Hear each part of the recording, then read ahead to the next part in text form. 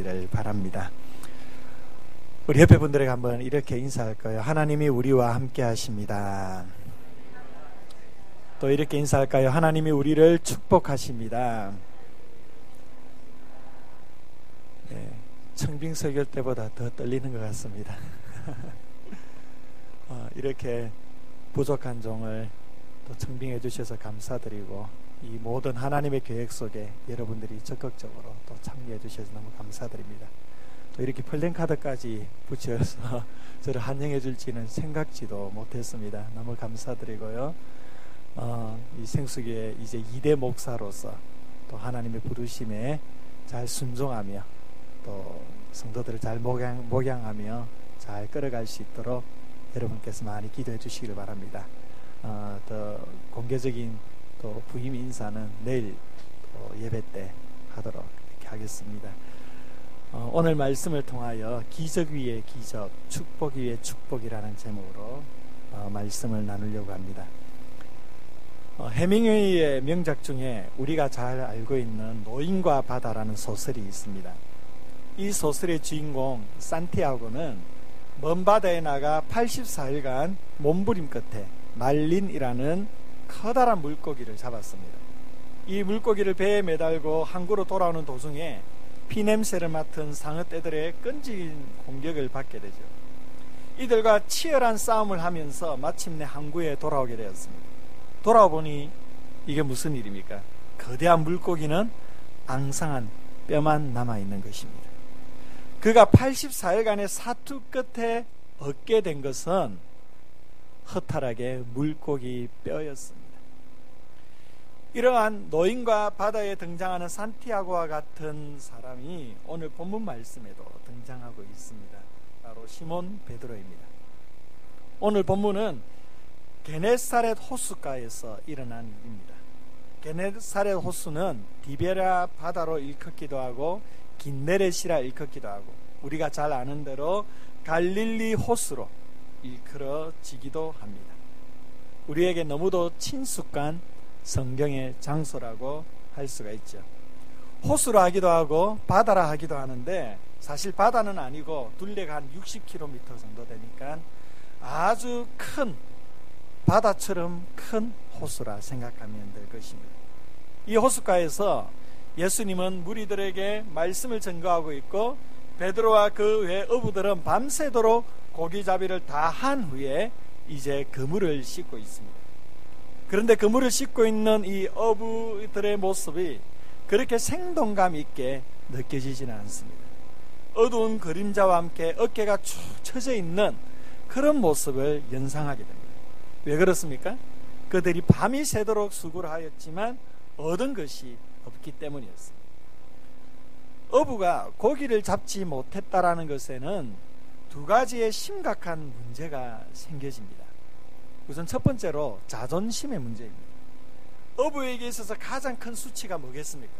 고기를 못 잡는 것이죠. 이것만큼 큰 수치가 없습니다.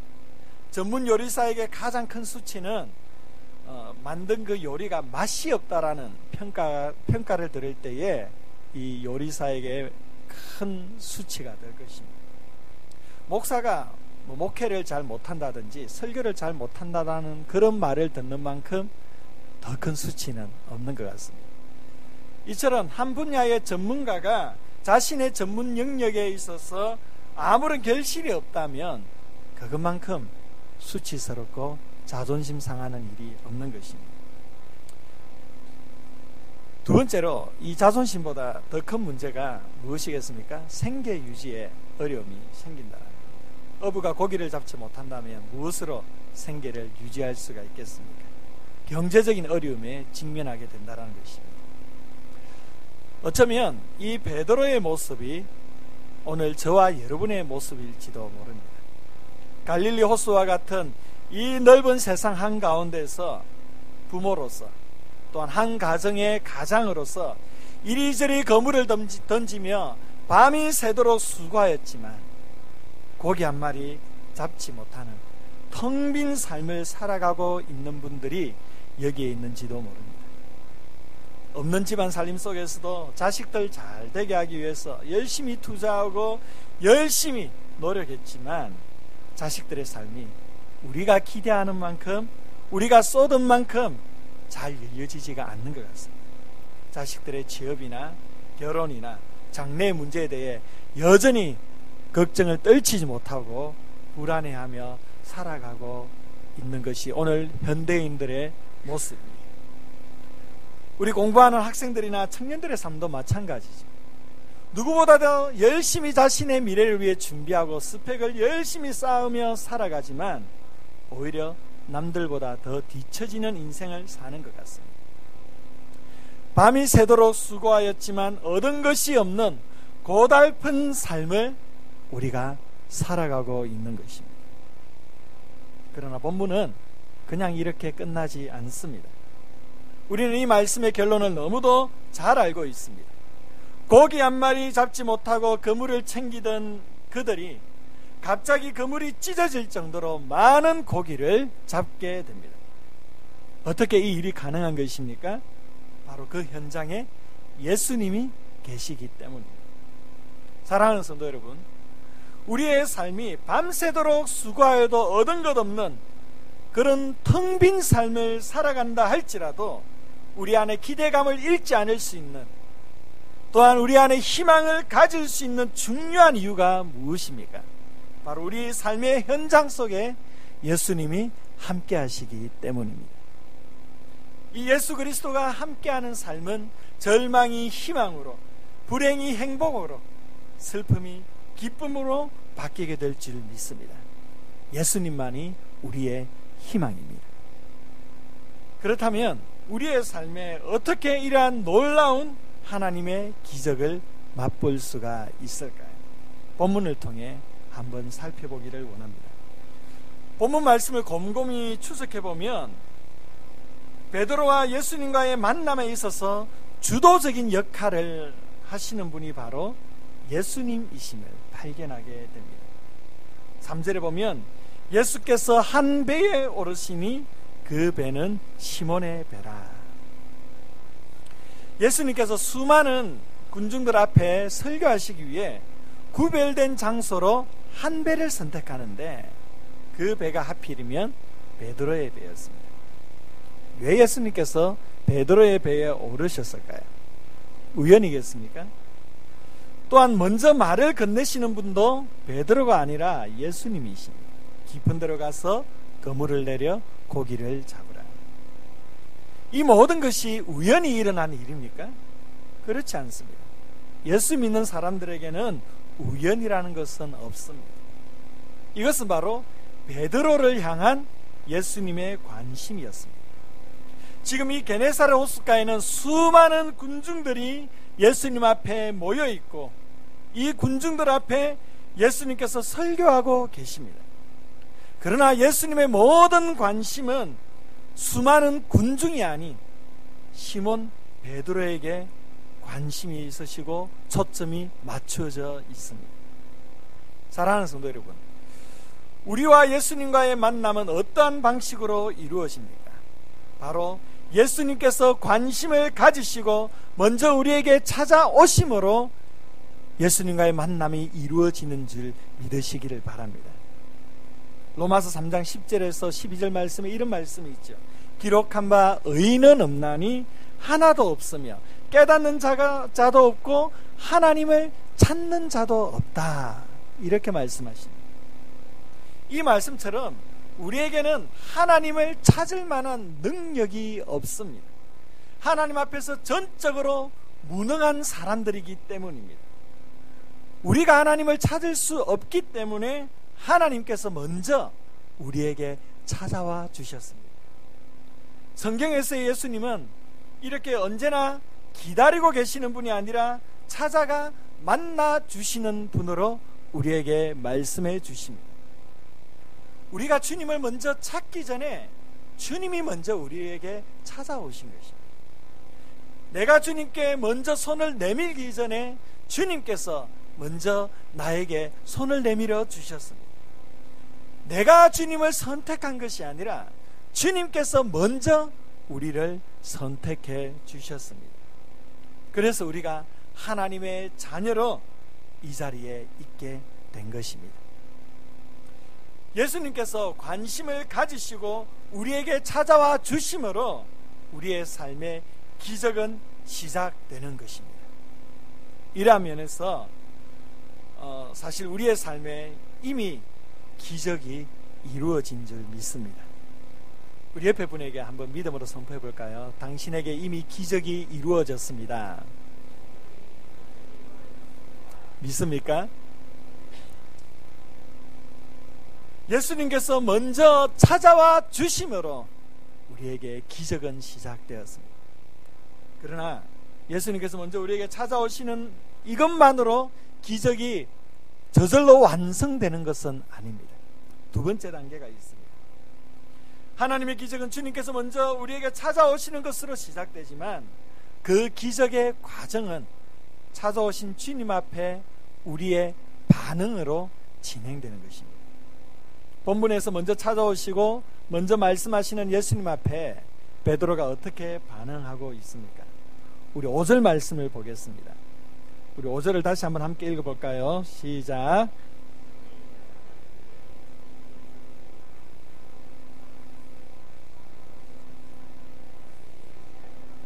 그물을 내리리라 하고 밤이 새도록 수고하였지만 얻은 것이 없습니다. 베드로는 수많은 군중들 앞에서 자신의 실패를 솔직하게 인정하고 있습니다. 자신의 실패를 솔직하게 인정하는 것 결코 쉬운 일이 아니죠. 사람들은 자신의 치부를 어떻게 하든지 가리기를 원합니다. 그러나 사람들 앞에서 가릴 수 있을지는 몰라도 하나님 앞에서는 우리가 가릴 수 있는 것, 숨길 수 있는 것은 아무것도 없습니다.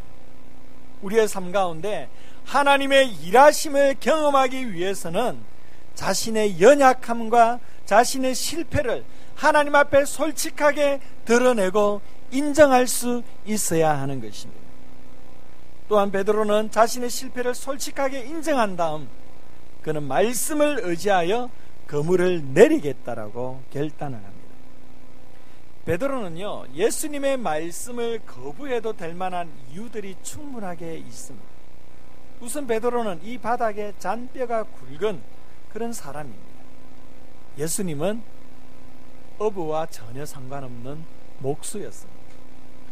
사실 이 목수는 헬라어로 테크톤이라는 단어인데요, 이 단어는 우리가 생각하는 일반적인 목수를 말하는 게 아니라 한마디로 건축가라고 생각하시면 될 것 같습니다. 성부 하나님과 함께 이 세상을 창조하시고 이 세상을 건축하신 예수님께서 이 세상에서도 건축가의 직업을 가지시고 이 땅에 오셨다는 것은 특별한 의미가 있는 것 같습니다. 어쨌든 예수님은 어부가 아니었습니다. 그리고 고기잡이를 다 하고 그물을 다 씻은 상태에서 다시금 그물을 내린다는 것은 결코 쉬운 일이 아니었습니다. 이런 여러 가지 이유로 예수님의 말씀을 거부할 수도 있었지만 베드로는 말씀을 의지하여 그물을 내리기로 결정하고 있는 것입니다. 인간의 경험이나 인간의 지식이나 인간의 어떤 모든 것을 다 내려놓고 오직 주님의 말씀에 의지하기로 결정하고 있는 것입니다. 사랑하는 성도 여러분, 하나님의 말씀을 의지한다는 것은 무엇을 의미하는 것입니까? 바로 우리 인간의 경험이나 인간의 이성보다는 말씀의 권위를 더 위에 두는 것을 의미합니다. 나의 생각에 맞지 않는다 할지라도, 인간의 상식에 벗어난다 할지라도 하나님의 말씀이기 때문에 순종하겠습니다. 이것이 바로 하나님의 말씀에 의지하는 것입니다. 여러분, 인간적으로 한번 생각해 보십시오. 어떻게 말씀 하나로 이 세상이 창조될 수가 있겠습니까? 어떻게 바다가 둘로 나뉘어질 수가 있으며 어떻게 죽은 사람이 다시 살아날 수가 있겠습니까? 어떻게 물고기 2마리와 보리떡 5개로 장정 5,000명을 먹일 수가 있겠습니까? 이것이 어떻게 가능한 것입니까? 성경은요, 인간의 상식으로는 도저히 믿을 수가 없습니다. 그러나 우리가 이 모든 것을 의심 없이 믿는 이유는 바로 이 성경 말씀이 하나님의 말씀이기 때문입니다. 여러분, 우리의 인생은요, 상식과 합리성으로, 논리성으로 사라지는 것 절대 아닙니다. 우리를 창조하시고 우리의 삶을 섭리하시고 인도하시는 하나님을 믿는 믿음으로 살아야만 하는 것입니다. 그렇다면 베드로가 이렇게 주님의 말씀에 의지하게 된 이유가 무엇일까요? 아무런 믿음이 없는데 깊은 데로 가서 그물을 내려 고기를 잡으라, 이 말씀 한마디에 갑자기 믿음이 생겨나게 된 것입니다. 여러분, 믿음이라는 것은 이렇게 뜬금없이 생겨지는 게 아닙니다. 베드로가 예수님의 말씀을 의지할 수 있었던 이유는 바로 예수님께서 자신의 배 위에서 무리들에게 선포하신 그 말씀에 영향을 받았기 때문입니다. 본문 5절까지 해서 계속 반복되는 단어가 말씀입니다. 1절에 하나님의 말씀을 들을새, 4절에 말씀을 마치시고 5절에 말씀을 의지하여, 이렇게 계속 말씀을 강조하고 있습니다. 어부 베드로가 어부가 아닌 주님의 말씀, 그것도 상식 밖의 시간에 깊은 데로 가서 그물을 내려라는 예수님의 말씀을 의지할 수 있었던 것은 바로 무리들에게 선포하신 예수님의 능력의 말씀을 들었기 때문입니다. 그 말씀 때문에 믿음이 생겨서 말씀에 의지하게 되었다라는 것이죠.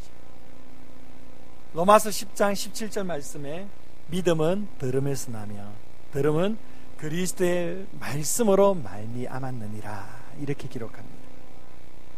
우리의 인생에 주님의 말씀을 의지하여 그물을 내릴 수 있는 그 믿음은 오직 주님의 말씀을 들을 때만 생기는 줄 믿으시기를 바랍니다.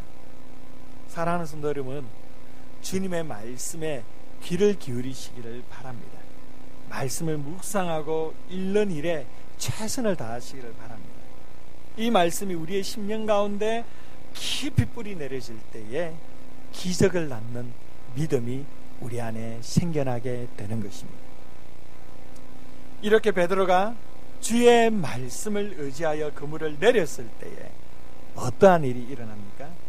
6절과 7절 말씀 우리 또 다시 한번 읽어보도록 하겠습니다. 6절과 7절 시작. 그렇게 하니 고기를 잡은 것이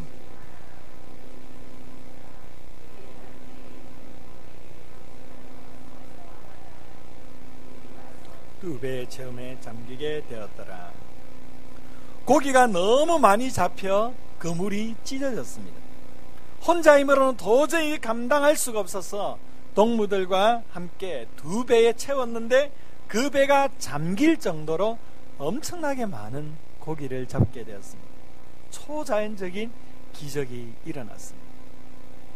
하나님의 기적은요, 이렇게 일어납니다. 우리를 향한 예수님의 관심으로 기적은 시작됩니다. 또한 주님의 관심에 대한 우리의 적극적인 반응으로 기적은 진행됩니다. 마지막으로 말씀에 의지하여 믿음으로 그물을 내릴 때에 기적은 완성됩니다. 예수님의 관심, 우리의 반응, 말씀에 대한 믿음의 순종, 이것이 성경에서 나오는 기적의 원리입니다. 사랑하는 성도 여러분 또한 이 베드로처럼 하나님께서 베푸시는 기적의 주인공이 될 수 있기를 주의 이름으로 축복합니다. 자, 이렇게 해서 설교를 그냥 정리하면 어떻겠습니까? 그런데 이렇게 설교를 끝맺어 버리면 조금 허전하겠죠.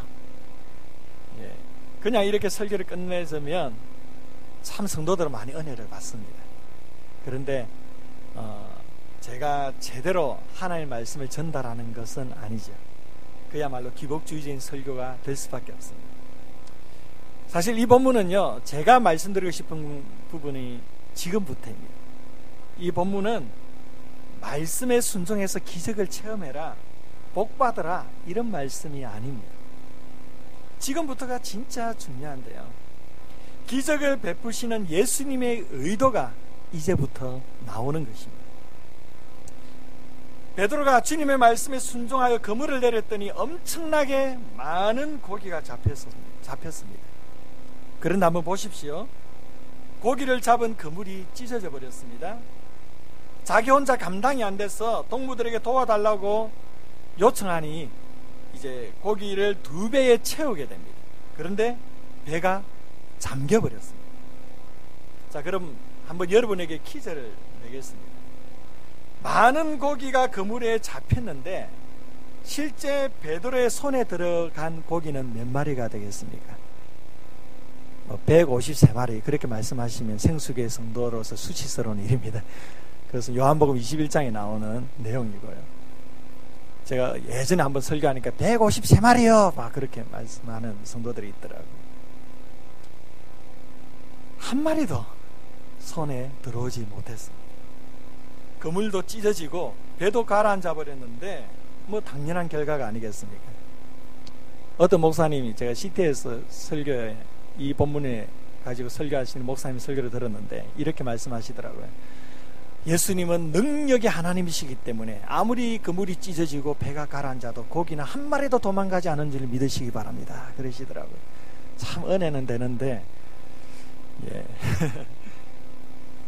우리는 이 본문을 통해 베드로가 순종함으로 많은 축복을 받은 것처럼 우리도 순종해서 많은 기적과 축복을 누리자, 이런 식으로 적용을 하는 경우가 있습니다. 그런데 실질적으로 베드로는 고기 한 마리도 취하지 못했습니다. 이게 무슨 축복이겠습니까? 베드로는 하나님의 초자연적인 기적은 체험했지만 이것이 소위 우리가 기대하는 물질적인 축복으로 이어지지는 않았습니다. 우리는 적어도 다른 본문은 몰라도 오늘 이 본문 누가복음 5장의 이 말씀만큼은 단순히 물질적인 축복으로 결론을 내려서는 안 됩니다. 이것은 잘못된 결론입니다. 예수님이 이 기적을 통하여 베드로에게 예비하신 축복은 이러한 만선의 축복보다 더 중요하고 본질적인 축복이라고 말할 수 있습니다. 그 축복이 무엇일까요? 2가지로 우리에게 소개했습니다. 본문 8절 말씀을 먼저 보겠습니다. 8절을 우리 또 읽어보겠습니다. 시작. 시몬 베드로가 이를 보고 나는 죄인으로서이다. 이 놀라운 기적을 체험한 후에 베드로가 뭐라고 고백합니까? 주여, 나는 죄인입니다. 나를 떠나소서. 여러분, 하나님의 초자연적인 기적을 경험한 사람치고 반응이 좀 이상하지 않습니까? 왜 이렇게 고백하는 것입니까? 눈앞에 엄청난 고기를 다 놓쳐버렸기 때문일까요? 아무리 그렇할지라도 보통 사람들이 한다면 고기를 취하지 못해도 이런 기적을 보는 것만으로도 감탄사를 연발하게 될 것입니다. 와, 대박이다 하면서 예수님 정말 대단하시구나, 이렇게 감탄사를 연발해야 되지 않겠습니까? 그러나 베드로는 그렇게 반응하지 않습니다. 주여, 나는 죄인입니다. 나를 떠나소서. 이사야서 6장에 이사야가 선지자로 세워질 때에 그는 먼저 온 땅에 충만하신 하나님의 영광을 경험하게 됩니다.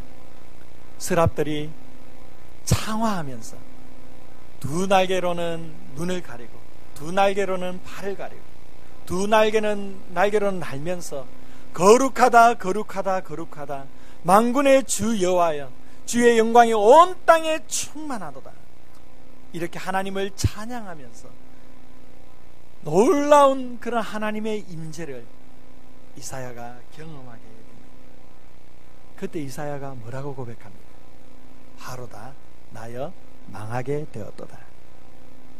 초자연적인 하나님의 신비를 경험한 사람치고 좀 반응이 이상하지 않습니까? 계시록 1장에 밤모섬에서 유배 생활을 하고 있던 요한에게 주님께서 나타나십니다. 그때 요한이 고백하기를 내가 볼 때에 그의 발 앞에 엎드려져 죽은 자같이 되매, 이렇게 기록합니다. 얼마나 보고 싶었던 예수님이십니다. 그렇게 고대하고 소망이 있던 예수님을 만났으면 할렐루야, 예수님 보고 싶었습니다. 감격하면서 달려가서 안고 입 맞추고 해야만이 정상적이지 않겠습니까? 그런데 그의 발 앞에 엎드려져서 죽은 자같이 되었다. 이렇게 고백하고 있습니다. 바로 이것이요, 하나님의 임재와 하나님의 은혜를 체험할 때에 나타나는 인간의 참된 반응인 것입니다. 칼빈은 기독교 강요에서 이렇게 말을 했습니다. 인간이 하나님을 아는 지식이 더하여질 때에 자신의 참모습을 알게 된다. 그렇습니다. 우리가 하나님을 깊이 알면 알수록, 깊이 만나면 만날수록 자신의 진정한 모습을 보게 됩니다. 그 모습은 어떠한 모습입니까?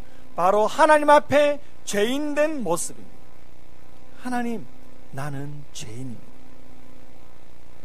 저도 10대의 시기를 지나 20대 초엽에 그전까지 한 번도 경험하지 못한 깊은 하나님의 은혜를 경험했던 적이 있습니다. 그때 제가 하나님 앞에 드린 고백도, 주님, 저는 죄인입니다. 여러분들도 마찬가지일 것입니다.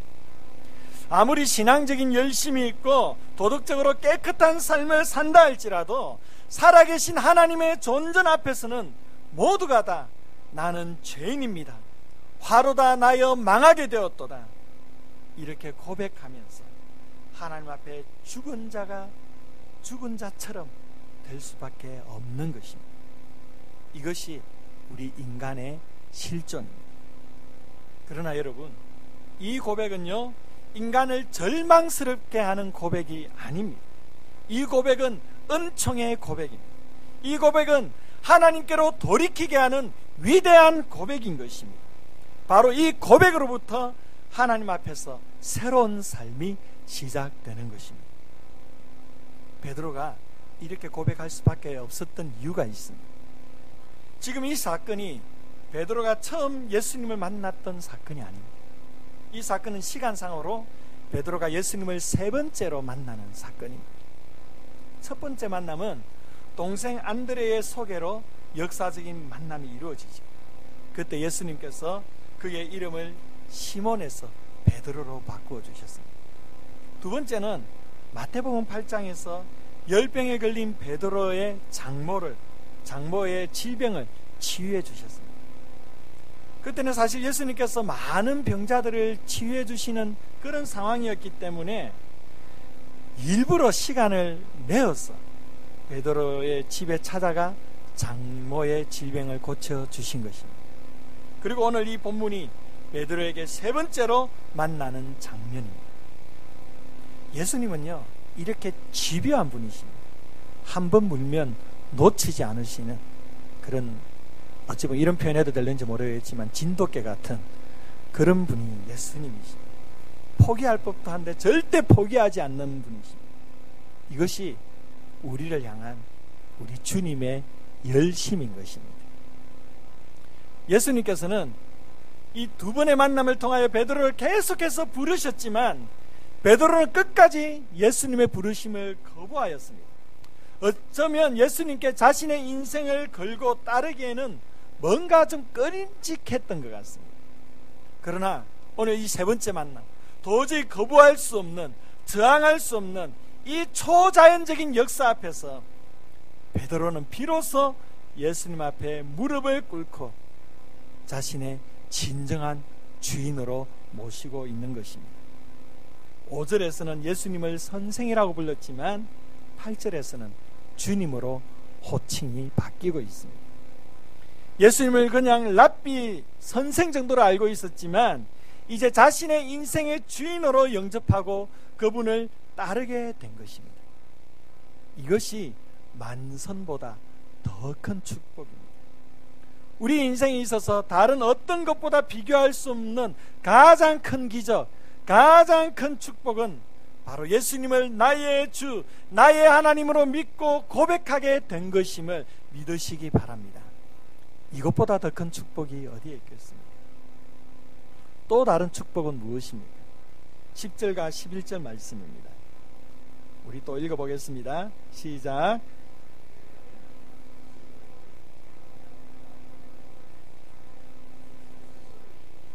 무수하지 말라. 이제후로는 내가 사람을 취하리라 하시니 그들이 배를 육지에 대고 모든 것을 버려두고 예수를 따르니라. 예수님은 베드로와 그리고 동업자인 야고보와 요한에게 사람을 취하리라고 말씀하십니다. 다른 복음서에서는 사람 낚는 어부가 되게 하겠다, 이렇게 말씀하셨습니다. 고기를 잡으며 자신의 생계만을 유지하였던 그런 사람이 아니라 사람을 낚는 사람, 생명을 살리는 사람, 영혼을 구원하는 사람이 되게 하겠다라는 것입니다. 한낱 어부에 불과했던 이런 평범한 인생이 예수님을 따르는 비범한 인생, 사명의 인생으로 바뀌게 된 것입니다. 이것이 축복입니다. 진정한 축복은 이 땅 가운데서 잘 먹고 잘 사는 것이 아닙니다. 하나님의 위대한 사명을 따라 살아가는 것이 진정한 축복인 것입니다. 제가 이렇게 말씀드린다고 해서 우리의 삶에 부어주시는 하나님의 현세적인 축복, 시복의 은혜를 부정하는 것은 절대 아닙니다. 하나님은 기적의 하나님이시죠. 우리에게 복을 주시기를 기뻐하시는 하나님이십니다. 하나님을 믿고 의지하는 성도들에게 하나님께서는 하늘의 신령한 복과 땅의 기름진 복으로 충만하게 더하여 주시는 분이십니다. 물질의 복이나 자녀의 복이나 또한 건강의 복, 범사의 형통한 복을 하나님께서 우리에게 주시기를 원하시는 분이십니다. 저는 여러분이 이러한 하나님의 기적과 축복을 풍성하게 누렸으면 좋겠습니다.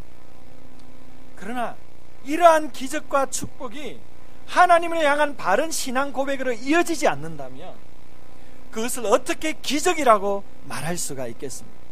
하나님의 사명으로 연결되지 못한 그 축복을 어떻게 축복이라고 말할 수가 있겠습니까? 하나님의 의에 대한 목마름과 하나님의 영광에 대한 갈망함이 없는 그 기적과 축복은 도대체 무엇을 위한 기적이요, 무엇을 위한 축복인 것입니까?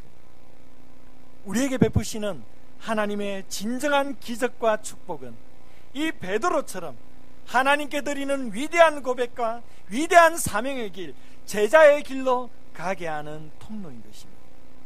이것을 위해 지금도 하나님께서는 우리의 삶 가운데 놀라운 기적과 축복을 예비하시고 계심을 믿으시기 바랍니다. 저는 조금 전에 말씀을 드렸지만 20대에 들었으면서 하나님을 인격적으로 만났습니다. 물론 모태신앙이었습니다. 제가 생긴 것은 좀 이래 보여도 음악을 좀 잘하는 편입니다. 피아노도 좀 칠 줄 알고요, 또 플룻도 조금 불 줄 압니다. 저는 믿으시지 않는 분위기인데 제가 음대를 지원해서 계속 공부하려고 고등학교 시절에 그렇게 원했지만 여러 가지 형편상, 특별히 가정 형편상 그렇게 음악 공부를 이어가기가 쉽지가 않았습니다. 이런 이유로 제 삶에는 늘 어두운 그늘이 있었습니다. 그리고 제 인생에 대한 기대감이 별로 없었어요. 평범하게 사는 것도 능력이겠구나, 그런 생각까지 들었습니다. 그러나 하나님을 만난 이후에 제 삶에 놀라운 변화가 일어났습니다. 그 변화는 바로 제 삶에 대한 기대감이 생겨지기 시작한 것입니다. 하나님께서 나를 사랑하시고 나에 대한 목적과 계획을 가지고 계시다면 나의 인생, 김성현의 인생 한번 기대해 볼 만하겠구나, 이런 생각이 들었습니다. 하나님께서 저를 어떻게 만들어 가실지, 또 어떻게 사용하실지 정말로 기대가 많이 되었습니다. 저는 20대에 30대의 삶이 참 많이 기대되었습니다. 그리고 30대가 되었을 때는 40대의 삶이 기대되었고요, 이제 어느새 40이 조금 넘었는데 이제 어느덧 50 이후의 인생 기대감으로 생겨지기 시작했습니다. 그 기대감 속에 주의 부르심을 받아 지금까지 한결같이 주의 길을 걸어오고 있는데 놀랍게도 하나님께서는 한 번도 저의 기대에 실망을 끼쳐주신 적이 없으십니다. 이렇게 주의 부르심에 순종하여 사명의 길을 가는 동안 하나님께서는 저의 삶에 모든 필요를 채워주셨습니다. 그리고 평범하게 사는 것도 능력이 있다 생각했던 저에게 복음 전하는 자로 세워주셔서 비범한 인생을 살게 하셨습니다. 20대 때에는 청소년들에게, 30대 때에는 청년들에게 복음을 전하며 주의 길로 인도하게 하셨습니다. 또한 해마다 여러 나라의 청년들과 함께 다니면서 타문화의 복음을 전하고 교회도 세우고 고아원도 세우고 학교도 세우고 유치원도 세우는 이런 엄청난 일들을 하나님께서 하게 하셨습니다. 이번에 한 9일 동안 인도네시아 그 선교 현장에 저와 우리 청년들이 세웠던 교회 2군데와 또 고아원 유치원을 방문을 했는데요. 이번에 제 가족들이 함께 했습니다. 우리 둘째와 셋째는 아직 어려서 선교사님과 다른 여선교사님과 베이스 캠프에 전투기하고, 제 딸이 초등학교 3학년인데 제 딸과 아내와 함께 선교지를 몇 군데를 좀 돌았는데요. 그러면서 우리 딸에게 하원아, 이 교회는 아빠가 세운 교회란다. 굉장히 놀라워하는 거예요. 그런데 제 마음에는 더 감격이 컸었습니다. 어떻게 김성현의 인생에 이런 복을 누릴 수가 있는가, 그런 생각이 들더라고요. 얼마나 하나님 앞에 감사했는지 모릅니다. 주의 부르심을 받기 전에는 상상하지도 못한 일이었습니다. 일상의 삶 속에서도 하나님께서 섬세하게 인도하여 주셔서 사랑하는 아내를 만나고 세 자녀와 함께 행복한 가정 이루게 하셨습니다. 그리고 한 가지 더 놀라운 사실, 지금 제가 생수교회 담임 목사로 이 자리에 서 있다는 것입니다. 저는 정말 상상하지도 못했던 일입니다. 너무도 연약하고 부족한 제 인생이었지만 하나님 앞에 저의 믿음의 고백과 그 부르심의 사명에 순종하며 나아갔을 때에 하나님께서 제가 기대하지 못했던 놀라운 일들로 제 삶 가운데 충만하게 채워주셨습니다. 사랑하는 성도 여러분, 밤이 새도록 수고하여도 얻은 것 없는 텅 빈 우리의 인생 가운데 주님께서 친히 찾아와 주십니다.